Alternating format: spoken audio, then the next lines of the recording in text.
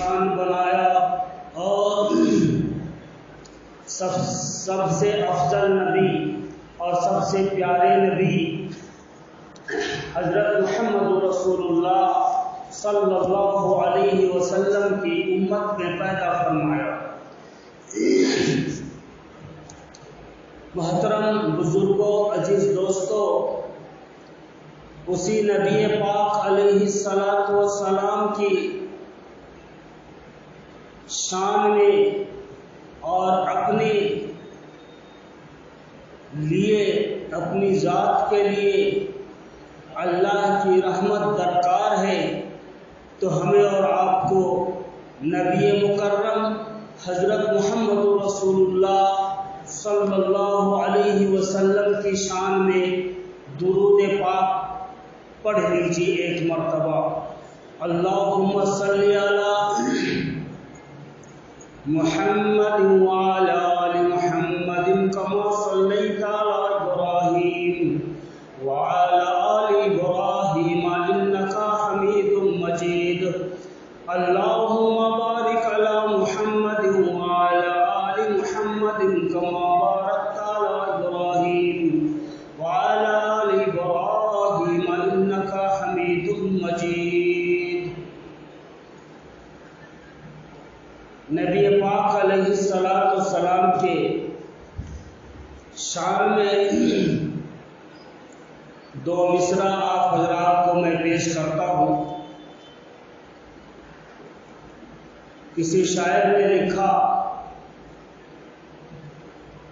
کہ میرا محبوب نور والا ہے، میرا محبوب نور والا ہے، عرش اعلیٰ پہ آنے والا ہے، پتھرے کھا کے بھی دعائیں دی، ایسا اعلیٰ مقام والا ہے۔ تو نبی اکرم صلی اللہ علیہ وسلم کی پوری زندگی کا اگر ہم اور آپ جائزہ لیں گے، مطالعہ کریں گے، تو چاہے وہ مکی زندگی ہو یا مدنی زندگی ہو، تجارت کا معاملہ ہو یا گھر گرہستی کا معاملہ ہو یا لین دین کا معاملہ ہو یا امانت داری اور دیانت داری کا معاملہ ہو، رشتہ داری کا معاملہ ہو، کسی بھی معاملے کے اندر ہم نبی اکرم صلی اللہ علیہ وسلم کی زندگی کا ایک نقص بھی نہیں نکال سکتے، کیونکہ اللہ تبارک و تعالی قرآن مقدس کے اندر فرمایا اِنَّكَ لَعَلَىٰ خُلُقٍ عَظِيمٍ۔ اے کملی والے، اے میرے محبوب، اے میرے لاڈلے، میں نے آپ کو خلق عظیم دے کر کے بھیجا ہے، میں نے آپ کو اعلیٰ مقام دے کر کے بھیجا ہے۔ اسی لیے نبی پاک علیہ السلام کی زندگی کے کسی خاکے کے اندر ایک نقطہ برابر بھی نقص نہیں نکلے گا۔ اگر انسان کو اس کے اندر نقص نظر آتا ہے تو اس کے فہم کا، اس کے سوچ کا، اس کے تخیل کا غلط فہمی ہے، لیکن اگر اس کے اوپر غور کیا جائے، اس کے اوپر اپنی فکروں کو دوڑائی جائے تو پتہ چلے گا کہ یہ ہمارے بھلائی کے لیے، اسی میں ہماری کامیابی۔ کیوں؟ اس لیے کہ جس نبی کی امت میں ہم اور آپ پیدا ہوئے، اللہ تبارک و تعالیٰ کا بہت بڑا احسان ہے، بہت بڑا احسان ہے، کرم ہے، فضل ہے پروردگار کا کہ اس نے ہمیں اور آپ کو کملی والے آقا حضرت محمد رسول اللہ صلی اللہ علیہ وسلم کی امت میں پیدا فرمایا۔ حضرت ابراہیم علیہ السلام نے دعا فرمائی، وَإِذْ يَرْفَعُ إِبْرَاهِيمُ الْقَوَاعِدَ مِنَ الْبَيْتِ وإسماعيل.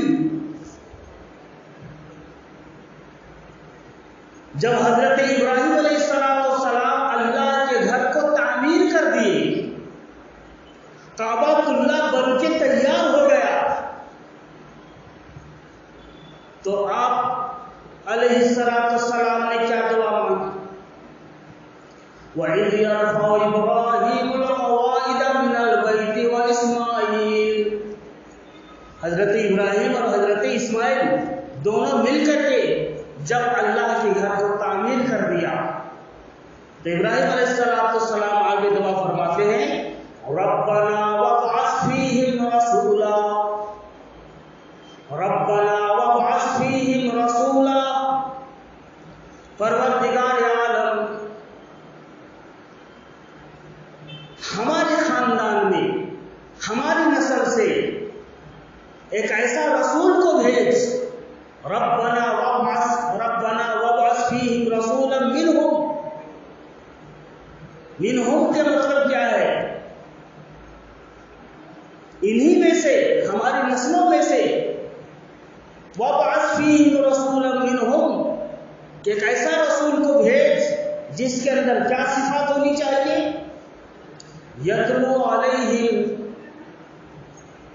جو لوگوں کو قرآن پڑھ کر کے سنائے، اللہ کی آیتوں کو پڑھ کر کے سنائے. یتلو علیہم آیاتک، جو آپ کی آیات کو، آپ کے کلام کو پڑھ کر کے لوگوں تک سنائے. یہ کون؟ ابھی ہمارے نبی صلی اللہ علیہ وسلم کے آنے میں ہزاروں سال باقی ہے، اور حضرت ابراہیم خلیل اللہ علیہ السلام اللہ سے یہ دعا مانگ رہے ہیں کہ ربنا وابعث فیہم رسولا منہم یتلو علیہم آیاتک ویعلمہم الکتاب والحکمہ. اور ایسا نبی بھیج جو لوگوں کو سکھائے اللہ کی کتاب اور حکمت، اللہ کی کتاب و حکمت والحکمہ ویزکیہم. اور صرف اسی پر بس نہیں کرے، ویزکیہم، بلکہ لوگوں کے نفس کی تزکیہ کرے، لوگوں کو پاک کرے، گناہوں سے آزادی دلائے، شرک سے آزادی دلائے، سینکڑوں خدا کو چھوڑ کر ایک خدا کے دربار میں جھکائے. وَيُزَكِّيهِمْ. پروردگار عالم، تو ان کو ایسا نبی ہمارے لیے بھیج، ایسا نبی ہمارے لیے بھیج جو تیری آیت کو لوگوں کو پڑھ کر کے سنائے اور تیری کتاب کو لوگوں کو سکھائے. وَيُعَلِّمُهُمُ الکتاب والحکمہ، اور حکمت سکھائے. حکمت کیا چیز ہے؟ حکمت کیا چیز ہے بھائی؟ حکیمانہ زندگی، حکیمانہ الفاظ، دانائی کی باتیں، حکمت کی باتیں، بہت قیمتی ہوتی ہے وہ باتیں جو کبھی کبھی کسی کی زبان سے نکل جاتی ہے. تو اللہ کے رسول صلی اللہ علیہ وسلم کا ہر قول حکیمانہ تھا، ہر قول حکیمانہ تھا، ہر بول حکیمانہ تھا، اور ہر بول کے اندر یزکیہم تھا. اور یزکیہم، کہ اے اللہ تو ہمیں ایسا نبی بھیج جو لوگوں کے دلوں کو، لوگوں کے نفس کو تزکیہ کرے، نفس کو پاک کرے. اور اللہ سے ملاقات کے لیے اگر کوئی بندہ اللہ کا نام سنتا ہے، کلمہ سنتا ہے، رسول اللہ کا نام سنتا ہے، ایمان تازہ ہو جاتا ہے، ایمان کے اندر حرارتیں بڑھ جاتی ہے، چنگاری سے انگار بن جاتا ہے. اب اس کا دل چاہتا ہے کہ میں اب اللہ اللہ کروں، لا الہ الا اللہ پڑھوں، استغفر اللہ کروں، درود پاک کا ورد زبان رکھ لوں. ایمان بڑھ جاتا ہے، اس لیے کہ اللہ اور اس کے رسول کا کلام کو سنتا ہے. یحبونہم کحب اللہ والذین آمنوا اشد حبا للہ، کہ جب کسی کے سامنے اللہ کا نام لیا جاتا ہے تو اس کا دل اللہ کے نام سن کر کے لبریز ہو جاتا ہے، محبت سے سرشار ہو جاتا ہے، اور وہ اللہ اللہ کرنے لگتا ہے. لیکن جو ہی دینی ماحول سے آگے نکل جاتا ہے تو پھر جیسا کا ویسا ہوتا ہے. اس لیے نفس کے اندر سب سے خطرناک رکاوٹ جو نفس جو رکاوٹ ڈالتا ہے وہ اللہ سے ملاقات، اللہ سے قرب ہونے نہیں دیتا بندے کو.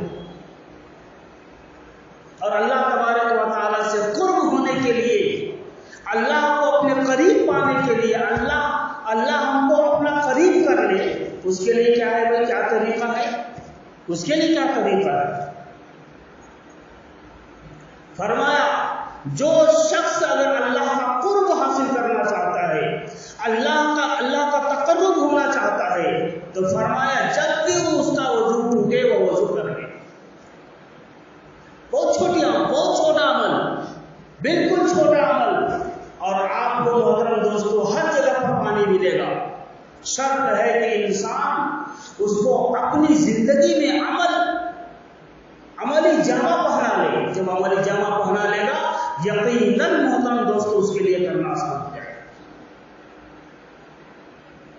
تو ربنا وابعث فیہم رسولا منہم یتلو علیہم آیاتک ویعلمہم الکتاب والحکمہ ویزکیہم انک انت العزیز الحکیم۔ تو بے شک اللہ تبارک و تعالی زبردست حکمت والا ہے، زبردست حکمت والا ہے، اور جو جس طرح سے اللہ سے مانگتا ہے اللہ تعالیٰ اس کو اسی طرح سے نوازتا ہے۔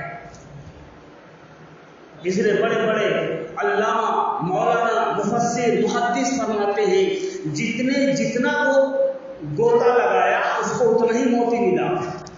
قرآن تو قرآن ہے، جس طرح محترم دوستو ہوا کا فیض عام ہے، ہوا خاص کسی کے لیے نہیں ہے بھائی، کہ جو سو سنت الجماعت والے ہوا پیئیں گے، تبلیغی جماعت والے ہوا نہیں پیئیں گے، ہوا نہیں لیں گے، اہل حدیث والے ہوا لیں گے، اسلامی جماعت والے ہوا نہیں کھائیں گے، ایسا ہے؟ کلمہ والے ہوا لیں گے، غیر کلمہ والے ہوا لیں گے، ایسا نہیں ہے۔ اللہ تبارک و تعالیٰ نے جس طرح سے ہوا کے فیض کو عام کر دیا ہے، جس طرح سے پانی کے فیض کو عام کر دیا ہے، جس طرح سے چاند کی چاندنی کا فیض عام کر دیا ہے، جس طرح سے سورج کی کرنوں کا فیض عام کر دیا ہے، جس طرح سے جھرنوں کے پانی کا فیض عام کر دیا ہے، اسی طرح سے اللہ تبارک و تعالیٰ نے قرآن مقدس کے فیض کو عام کر دیا ہے۔ جو جتنا لے، جو جیسا چاہے استعمال کرے، یضل بہ کثیرا ویہدی بہ کثیرا۔ بہت سے لوگ اسی قرآن کو پڑھتے ہیں گمراہ ہو جاتے ہیں، اور بہت سے لوگ اسی قرآن کو پڑھ کر کے ہدایت پا جاتے ہیں۔ تو اللہ سے جس طرف سے ہم لیں گے اس طرف سے اللہ تبارک و تعالیٰ ہمیں اور آپ کو عنایت فرمائے گا۔ تو اللہ تعالیٰ سے دعا ہے کہ اللہ تبارک و تعالیٰ ہمیں قرآن پڑھ کر سمجھ کر عمل کی توفیق نصیب فرمائے۔ تو بہر کیف محترم دوستو حکمت کیا چیز ہے؟ حکمت، لقمان حکیم کا نام سنا ہے آپ نے؟ بہت بڑے حکیم تھے، اور اپنی حکمت سے، حکیمانہ طریقے سے اپنے موت کو بھی تھوڑی دیر کے لیے چکما دے دیے۔ ملک الموت کو بھی کیا کرے بھائی، چکما دے دیے، دھوکے میں ڈال دیے۔ وہ کیسا؟ فرمایا اللہ تبارک و تعالیٰ نے کہا، جبریل کو کہا کہ جبریل جاؤ لقمان کا روح نکال کر کے آؤ۔ حضرت اسرائیل علیہ السلام، تو حضرت اسرائیل علیہ السلام جب روح نکالنے کے لیے لقمان علیہ السلام کے دولت قدہ میں آئے، ان کے گھر پر آئے، اس کے دواخانہ میں آئے، تو وہاں پر دیکھا کہ لقمان علیہ السلام ایک نہیں ہے بلکہ سینکڑوں لقمان وہاں پر آئے، سینکڑوں لقمان بیٹھے ہوئے ہیں۔ یعنی لقمان علیہ السلام اپنا اس طرح سے پتلا بنایا تھا، کیونکہ اللہ تعالیٰ اس کو ایسی حکمت دی تھی، ایسا علم دیا تھا اللہ تبارک و تعالیٰ انہیں، کہ لقمان علیہ السلام نے اپنا پتلا بنا کر کے لائن سے بیٹھا دیا، اسی بیچ پہ آپ بھی بیٹھے۔ اب حضرت اسرائیل علیہ السلام جب روح نکالنے کے لیے آئے تو سارے لوگوں کو یکساں دیکھ کر کے پریشان ہو گئے، پھر واپس گئے، کہنے لگے پروردگار عالم یہ کیا ماجرا ہے، ایک لقمان ہو تو میں روح نکال رہا، تو سینکڑوں لقمان بیٹھے، کس کی روح نکالوں میں؟ اسرائیل تجھے نہیں معلوم، غیب کی بات تو میں جانتا ہوں، غیب کی بات تو میں جانتا ہوں، لہذا وہ سارے کے سارے پتلے ہیں اور ایک ہی لقمان ہے جو اوریجنل ہے، اصلی ہے۔ فرمایا وہ کیسا معلوم کیا جائے؟ فرمایا جاتے ہی السلام علیکم ورحمۃ اللہ، کیا بولنا بھائی؟ اللہ تعالیٰ کے پاس حکمتیں کم ہے، اللہ تعالیٰ نے بتایا کہ جا کر کے کہو السلام علیکم ورحمۃ اللہ، جو ہی جواب دے جو جواب دے اس کا روح نکال لینا۔ اب اسرائیل علیہ السلام آئے گا السلام علیکم ورحمۃ اللہ وبرکاتہ، سلام دو طرح سے دینا ہے نا بھائی، ایک زور سے بھی دینا ہے اور ایک دل میں بھی دینا ہے۔ تو لقمان علیہ السلام ایسے بھی حکیم تھے، انہوں نے دل میں جواب دے دیا، اب ان کو سنا ہی نہیں کیا۔ اب یہ پریشان ہو گئے کہ یہ کیا مانگ رہا ہے بھائی، کہیں سے سلام کی جواب تو آیا نہیں، سلام کا جواب تو آیا نہیں۔ پھر واپس گئے، بولے پروردگار عالم میں تو سلام کیا تھا لیکن جواب آیا نہیں، میں کس کی روح نکالوں؟ کہا کہ اے اسرائیل، بے شک انہوں نے سلام کا جواب دیا لیکن دل میں دیا، اب میں تجھے جو حکمت بتانے جا رہا ہوں وہ اب پھیل ہونے والا نہیں ہے۔ فرمایا ایسا؟ فرمایا سب کے سینے میں جا کر کے ہاتھ رکھو، جس کا سینہ دھڑک اٹھے اسی کا روح نکالو۔ تو محترم دوستو، ایسے حکیموں کو بھی اللہ کے پاس جانا پڑا۔ انا للہ و انا الیہ راجعون، قرآن فرماتا ہے جتنے بھی خوشیاں ہیں، جتنے بھی غمیاں ہیں، جتنے بھی انسان ہیں، چاہے جن ہو بشر ہو، نباتات ہو جمادات ہو، ہر ایک کو ایک دن موت کا مزہ چکھنا ہے اور اسے اللہ کے پاس جانا ہے۔ اب آئے اس کے بعد روح نکالنے، جب روح نکالنے کا وقت آیا تو اپنے بیٹوں کو بلائے، حضرت لقمان علیہ السلام اپنے بیٹوں کو بلایا اور کہنے لگے کہ اے میرے نور نظر، اے میرے لخت جگر، اے میرے بیٹوں، اے میرے وارثوں،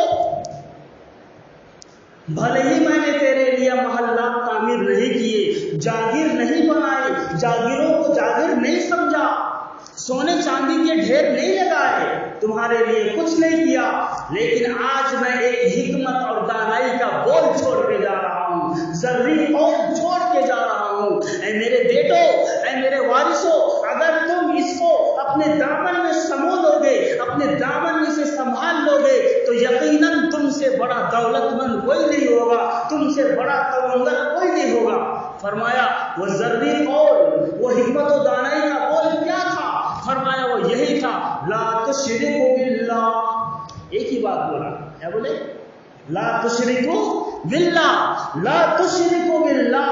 اے میرے بیٹو، اے میرے لخت جگر، اے میرے وارثوں، تم لوگ ایک قول کو یاد رکھ لینا، یہ حکمت و دانائی سے بھری ہوئی زرعی قول ہے، اس بات کو اپنے دامن میں سمیٹ لینا، اپنے دل و دماغ میں بیٹھا لینا، لا تشرکوا باللہ، اللہ کے ساتھ کسی کو شریک نہ کرنا، جب بھی مانگنا اسی سے مانگنا، جب بھی جھکنا اسی کے در پر جھکنا، جب بھی امیدیں قائم کرنا اسی سے امیدیں لگانا، کیونکہ تیرے آرزوؤں کو تکمیل کرنے والا اللہ کے سوا کوئی نہیں، اللہ کے سوا کوئی ہے نہیں بھائی۔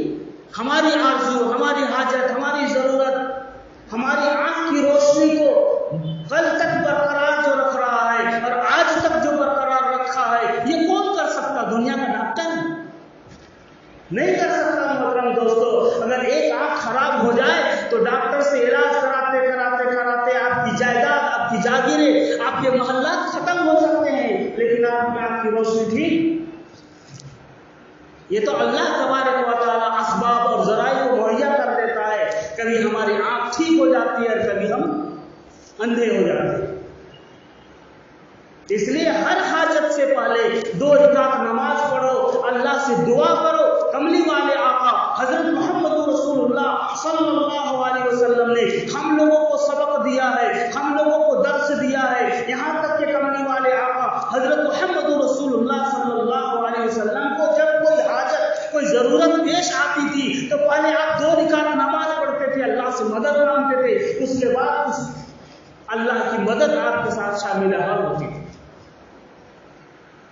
آج تو ہم بہت بڑا تورم خان بن گئے ہیں، جمعہ کے جمعہ پڑھ لیتے ہیں، وقت اتنا نیکی کیا کریں گے؟ اتنا نیکی ہو گیا ہمارے گٹھری کے اندر کہ اب اس نیکی کو تھوڑا برباد کرو، اور برباد کرنے کا طریقہ ماشاءاللہ بہت ہے۔ تو حکمت و دانائی سیکھو، علماء کرام کی صحبت میں بیٹھو، ائمہ حضرات کے صحبت میں بیٹھو، اور ان سے طرح طرح کی مسائل اور حکمت کی باتیں ان سے سیکھو۔ اور محترم دوستو، ساری دنیا کی کتابوں کا مطالعہ کرو گے کچھ نہیں ملے گا، صرف دنیاوی فائدے آپ کو دکھائی دیں گے، لیکن قرآن اگر آپ پڑھو گے، قرآن کو تفصیل سے پڑھو گے، اس کی تشریح کے ساتھ پڑھو گے، سمجھ کر کے پڑھو گے، تو محترم دوستو اس دنیا میں بھی فائدہ ہوگا اور آخرت میں بھی فائدہ ہوگا۔ دنیا کی کوئی ایسی کتاب ہے کہ اس کی یہاں پر پڑھی جائے اور اس سے یہاں فائدہ اور وہاں بھی فائدہ ہو؟ ایسا کوئی کتاب نہیں ہے۔ اچھا، اور ایک بات، اللہ تبارک و تعالیٰ نے قرآن مقدس کو اتنا مقدس بنایا ہے، اتنا بابرکت بنایا ہے کہ فرمایا اگر قرآن کریم کو تجھے سمجھ میں آئے یا نہ آئے، سمجھ میں آنے دو یا نہیں آنے دو، خالی پڑھو گے تو ثواب ملے گا۔ ایسا کوئی دنیا میں ایسا کوئی کتاب ہے؟ کوئی کتاب نہیں ہے جس کو پڑھنے سے ہم کو ثواب ملے۔ یہ قرآن مقدس کی اعجاز ہے کہ اللہ تبارک و تعالیٰ نے فرمایا اس کا دیکھنا بھی عبادت ہے، اس کا پڑھنا بھی عبادت ہے، اس کا سننا بھی عبادت ہے، اس کا چھونا بھی عبادت ہے۔ آج بہرکیف محترم دوستو، اللہ تعالیٰ ہمیں اور آپ کو عمل کی توفیق نصیب فرمائے۔ آج انسان اتنی حالات کا مشاہدہ کر رہا ہے، اتنی خطرناک بیماری کرونا کا یہ انسان مشاہدہ کیا، اپنے آنکھوں سے دیکھا، لیکن یہ انسان آج بھی سو رہا ہے اور بے فکر ہو کر کے سو رہا ہے۔ ماشاءاللہ، جو سو گیا وہ کھو گیا، جو جاگے گا وہ پائے گا۔ عام محاورہ ہے، آپ لوگ بھی بولتے ہوں گے، من جدہ وجدہ، جو کوشش کرے گا پائے گا، من فاتا من ناما فاتا، جو سو گیا وہ فوت ہو گیا۔ اللہ کے رسول صلی اللہ علیہ وسلم نے فرمایا کہ قبر اندھیرا گھر ہے۔ قبر کیا ہے؟ اس کے اندر کہیں سے روشنی آنے کا چانس، اس کے اندر آپ ٹیوب لائٹ لگا کے مرو گے یا بلب لگا کے مرو گے یا وصیت کر کے مرو گے جب میں مر جاؤں تو میرے قبر میں ماچس رکھ دینا اور کم سے کم موم بتی رکھ دینا تاکہ میں اٹھ کر کے جلا کر کے میں قبر کو روشنی کر سکوں گا۔ ایسا کوئی روشنی کا انتظام، چاہے بادشاہ کا قبر ہو یا ایک چھوٹے سے چھوٹا فقیر کا قبر ہو یا عالم کا قبر ہو یا جاہل کا قبر ہو، کسی کے قبر کے اندر کوئی روشنی کا انتظام نہیں ہوتا، بلکہ اس قبر کو چاروں طرف سے بند کر دیا جاتا ہے۔ محترم دوستو، اس جگہ پر کون سی روشنی کام آنے والی ہے؟ اس جگہ پر کون سی روشنی کام آنے والی ہے؟ آقا نامدار حضرت محمد رسول اللہ صلی اللہ علیہ وسلم نے فرمایا، جو شخص عشاء کی نماز، جو شخص فجر کی نماز رات کی اندھیری میں آتا ہے، فجر کی نماز کے لیے آتا ہے، عشاء کی نماز کے لیے آتا ہے، اللہ تبارک و تعالیٰ فرماتے ہیں اس امتی کے لیے، اس میرے یار کے لیے، اس میرے محبوب امتی کے لیے میں بشارت دیتا ہوں نور مکمل کا، نور تامہ کا۔ فرمایا جو عشاء کی نماز رات کے اندھیری میں آتا ہے، فجر کی نماز کے لیے رات کے اندھیری میں آتا ہے، اسے نور تامہ کی بشارت سناتا ہوں کہ جب وہ قبر کے اندر جائے گا تو اس کا قبر مکمل روشنی سے معمور ہوگا اور بالکل اجالا ہوگا۔ آج جمعہ کی نماز میں ماشاءاللہ اتنے لوگ ہیں کہ کبھی کبھی تو جگہ بھی وقت نہیں ہوتا۔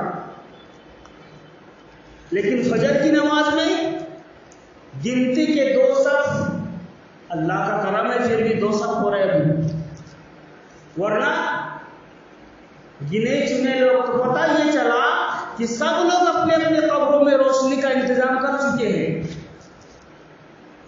हम ही लोग हैं जो हमें कब्र की फिक्र है, कल मरेंगे तो रोशनी मिलेगी नहीं मिलेगी, उसके चक्कर में सुबह में दौड़ रहे, शाम में दौड़ रहे, रात के अंधेरी में दौड़ रहे। अल्लाह तबारक व तआला को किसी की इबादत का अल्लाह ताला मोहताज नहीं है, किसी की जिक्र का मोहताज नहीं है, किसी की तिलावत का मोहताज नहीं, किसी के तहज्जुद का मोहताज अल्लाह नहीं है, किसी के खैरात का अल्लाह मोहताज नहीं है, किसी के रोजा रखने का अल्लाह मोहताज नहीं। क्योंकि अल्लाह तबारक व तआला ने ऐसे ऐसे मखलूक को पैदा किया है कि हमारा तसव्वुर, हमारा ख्यालात भी नहीं जा सकता कि ये मखलूक अल्लाह की इतनी इबादत करता है। इमाम मालिक रहमतुल्लाह अलैह एक मरतबा कहने लगे, दिलों के अंदर ख्याल किया कि मैं उस वक्त काबे की तवाफ करूंगा जिस वक्त तेरे घर का कोई तवाफ करने वाला ना हो। ये इंतजार में थे, जब भी जाते, दिन में गया, रात में गया, 12 बजे गया, 2 बजे गया, 4 बजे गया, ठंड में गया, बरसात में गया, लेकिन हमेशा उन्होंने ये देखा कि लोग काबे की तवाफ कर रहे हैं। एक मरतबा ऐसा हुआ कि अल्लाह तबारक व तआला उनको मौका दे दिया। रात की अंधेरी, घटा टोप अंधेरी है, बारिश हो रही है, बादल बरस रहे हैं, बर्फ गिर रहे, ओले पड़ रहे, सख्त किस्म की सर्दी है। इमाम मालिक रहमतुल्लाह अलैह समझ गए कि आज कोई काबे में नहीं होगा, आज मौका अच्छा मिला है, आज मैं काबे का तवाफ करूंगा और अल्लाह से कहूंगा कि अल्लाह अगर आज मैं तेरे घर का तवाफ नहीं करता तो तेरा घर आज विराट हो जाएगा। ऐसी बात हम लोग नहीं बोल सकते, बड़े बड़े उलमा, बड़े बड़े मुहद्दिस और मुफस्सिरीन कर सकते हैं, हम लोग छोटे लोग हैं, हम लोग ऐसी बात नहीं कर सकते। दोबारा क्या हिम्मत हो गए, जाने के बाद देखा तो कोई बशर वहां पर नहीं है, लेकिन एक बहुत बड़ा मुंडी नजर आ रहा है जो काबे का तवाफ कर रहा है। इमाम मालिक रहमतुल्लाह अलैह गौर से देखा तो ये देखते हैं कि कोई वो बशर नहीं है बल्कि बहुत बड़ा अजदहा सांप है जो अपना मुंडी उठा करके काबे का तवाफ कर रहा है। तो फौरन इमाम मालिक रहमतुल्लाह अलैह कहने लगे, परवरदिगार, बेशक तू किसी से भी इबादत करा सकता है, ये अल्लाह तेरा शुक्र अदा करता हूं कि तूने मुझे एक मोमिन बंदा बनाया और इबादत करने वाला बनाया। तो अगर हमें और आपको मौका मिल रहा है, मोहतरम दोस्तों, हम और आप इसके अंदर गुरूर ना करें, अकड़े ना, बल्कि हम और आप फौरन जो है सो अल्लाह की तरफ रुजू हो जाए, अल्लाह की तरफ दौड़ने वाले हो जाए, इबादत करने वाले बन जाए और अल्लाह से नदामत के साथ अल्लाह के दरबार में आंसू बहा करके अल्लाह से मांगने वाले हो जाए कि अल्लाह हमें फजर की तौफीक दे दे, फजर के साथ जोहर की तौफीक दे, जोहर के साथ असर की तौफीक दे, असर के साथ मगरिब की तौफीक दे और मगरिब के साथ ईशा की तौफीक दे। और जब ईशा की नमाज पढ़ चुको तो अल्लाह से दुआ करो, अल्लाह कल फजर की भी तौफीक दे देना। अल्लाह ताला